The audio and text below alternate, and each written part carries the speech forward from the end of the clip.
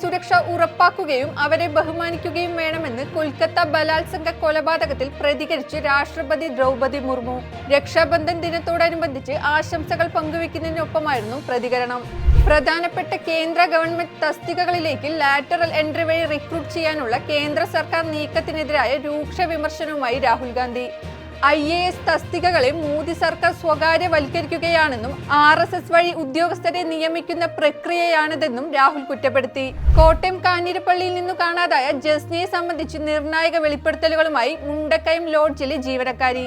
കാണാതാവുന്നതിന് 2 ദിവസം മുമ്പ് ജസ്നയോട് സാദൃശ്യമുള്ള പെൺകുട്ടി ലോഡ്ജിൽ എത്തിയിരുന്നുവെന്നും 25 വയസ്സ് തോന്നിക്കുന്ന യുവാവിനൊപ്പമാണ് വന്നതെന്നും ഇവർ പറഞ്ഞു.